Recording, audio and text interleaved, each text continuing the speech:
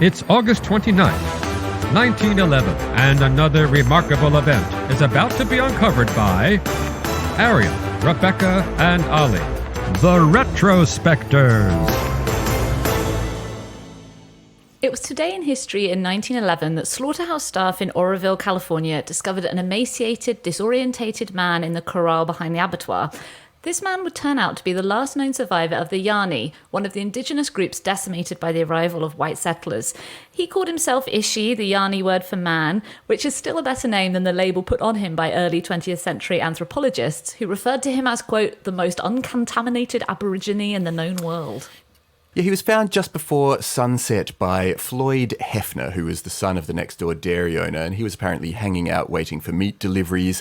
And as you say, Rebecca, Ishi was emaciated, he was exhausted, he was quite frightened, he was also really very hungry. But what happened to him was that the authorities were called, and the sheriff directed Adolf Kessler, who was a 19-year-old slaughterhouse worker, to just handcuff Ishi, who apparently smiled and complied. But, you know, even once he got back to his cell, it was really, really difficult, if not impossible, for people to communicate with him because no one knew his language. And they did actually try to bring a number of Native Americans to him, but he just wasn't able to express himself because he didn't speak any of the languages that they spoke. Yeah, I mean, to be clear, they put him in a jail cell not because he was accused of any crime, because they simply didn't know what to do with him. They couldn't speak to him. They were worried for his safety. And this felt like an amazing story to the people of Oroville. This is 40 years after the world thought that all of his people had disappeared from the earth. And then suddenly standing there is a survivor of the Yahi tribe. And you won't believe what happened next, but we should probably give you some historical context first. So this story of the Yana can really be traced back to the gold rush.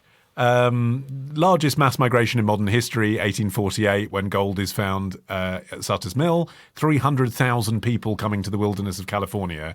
And as a result of all of those migrants coming, the Native Americans that lived there suddenly found that, A, the food and drink that they subsisted on, like deer and salmon, were depleting around them, and that was obviously a threat to their existence. B, diseases that were unfamiliar to their immune systems were also travelling in, along with the economic migrants. And C, that their villages were under attack, that the people who were building the new towns, towns like Oroville, for all of these people working in the gold industry, were attacking natives who tried to defend their territory. Yeah, I mean, attempting to resist all of this were the Yahi, who were a subgroup of the Yana tribe. And they engaged in regular battles and also raids on white settlers. But while he was still a child, Ishi's own father was killed in a village massacre because there was kind of a quid pro quo going on between the natives and the region's new population. Ishi actually escaped with his mother by jumping into a river. But as you say, most of the Yahi were slaughtered, and there was only this remnant band of about 40 who remained. And they pretty much dispersed into the countryside and managed to hide themselves successfully for nearly half a century, which is astonishing. Yeah, I mean, Ishi's entire lifetime is the story of the decline of the Yahi people. So he was born sometime between 1860 and 1862, when there were around 400 Yahi people left. As you say, by the time that they'd relocated as a result of this genocide, really, happening all around them, there were 40. And, you know, huge events of mass casualties. Some of the new towns incentivized bounties on the natives. They'd offer 50 cents for a scalp, $5 for a head. Men like Robert Anderson, the Indian hunter, killed approximately 70 people in just 2 raids in 1865. 30 people were murdered in a cave by cowboys in 1871. So this is what's going on. It's no surprise that smaller groups, basically Ishi's family, go and relocate themselves into a densely thicketed canyon ledge, and they called it Grizzly Bear's hiding place because a grizzly bear had once had its den there. And even getting to that hideout shows you just how vulnerable the group was at this point, because they were escaping one massacre, but as they were fleeing, they were pursued into the hills by hostile cattlemen, and they killed about half of those survivors. So they actually escaped from 2 massacres. The eventual survivors who made it there totaled about 16 people, mostly Ishi's relatives. He was 4 or 5 at the time. They hunted deer, wild cats, and rabbits. They gathered acorns, which they ground up and cooked as a mush. But as you can imagine, over 40 years, Ishi being the youngest, they grew older, sustenance became harder to obtain. In that kind of hunter-gatherer lifestyle, you really need an influx of younger people to keep it going. And their numbers obviously naturally started to dwindle. There was contact with the white settlers only once. In 1908, a party of surveyors stumbled across the camp. Ishi and his family managed to conceal his mother, who was sick, under blankets, and then the rest of them fled until the party had moved on after ransacking the camp. And when Ishi came back, his sister and uncle never returned. These were the last holdouts by this point. It's possible that they drowned while trying to flee through a river, and then his mother died soon after, and Ishi was alone.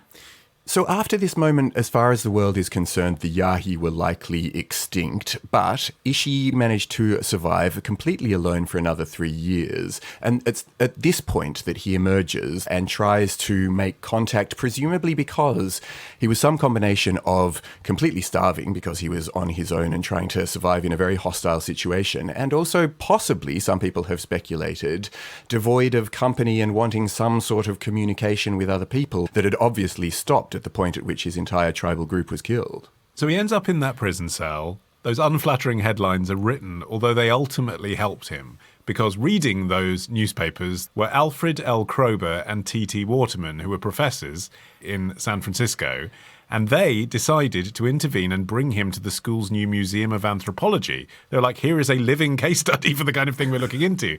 So they quickly wired the sheriff, quote, "Hold Indian till arrival, Professor State University, who will take charge and be responsible for him. Matter, important account, Aboriginal history." The professors turned up and then returned with Ishi in their care to San Francisco, where they provided him with furnished living quarters in the university's museum, and he was basically put on display. You know, outsiders could basically turn up and watch him make arrows and describe aspects of Yahi culture as they started to have breakthroughs in their ability to communicate with him. And for nearly 5 years, Ishi lived in this museum while teaching the professors whatever he was able to communicate about the Yahi people. Crucially, Kroeber and Waterman recorded Ishi speaking his native language onto wax cylinders, totaling in the end close to 6 hours of content, which, you know, at the time was the only evidence of the language left, and they were recording it for posterity. But they do seem to have genuinely cared for him as well. You know, they took him out, he went out on car trips, he went on train trips, they took him to a vaudeville show, but also they took him back to the traditional homelands of the Yani people so he could help them map it. But from almost the day of his discovery, he was beset with a variety of physical ailments, bronchial infections, back pain. He was often ill because he had no immunity to things like TB, which ultimately killed him. They tried unsuccessfully to prevent doctors from autopsying him because they knew that out of respect for Yahi tradition that bodies should remain intact after death. I mean, they failed to prevent it, but they did, at least even after his death, show that respect for his culture. But even that visit back to the country where he came from was difficult. He didn't know whether he could trust anyone at all. This is a site of great trauma. You know, it's a site of special significance for him historically, but it's also the site at which all of those massacres happened that led him to the position of being the very last Yahi man in the first place. But he eventually did comply, and he and Kroeber went back to Yahi country, and they drew maps, they marked the crucial sites of Ishi's life, and they recorded the place names as the Yahi knew them. And these are hugely important documents that, you know, even if this was being done in a comparatively sort of rudimentary era of ethnography compared to the way these same questions would be tackled today, it's still a really important set of documents for contemporary anthropologists to be able to draw on. And it was when he went back to that landscape of his ancestry that he posed stripped to the waist for photographers. And that was the only time that happened. He insisted in every other photo, it's quite interesting, if you see a picture of him, he's always wearing a suit, shirt and tie. He insisted to be dressed like the people in San Francisco he was around. He didn't want to be paraded about. And he made a point of trying as best as possible to live like they did. He had his own bank account, for instance. But when it came to his name, he insisted on the dogma of his people, which is that you can't speak your own name until someone else has done so first. So there was no one to introduce him. So when he was asked his name, he said, "I have none because there were no people to name me." And it was Kroeber and Waterman who decided with him to call him Ishi because it simply meant man. You'd identify with that, Olly. Tomorrow. I gotta say, for a naturalist, he really did like killing things. Ditch the ads and get a Sunday episode when you join Club Retrospectors. Patreon.com/Retrospectors.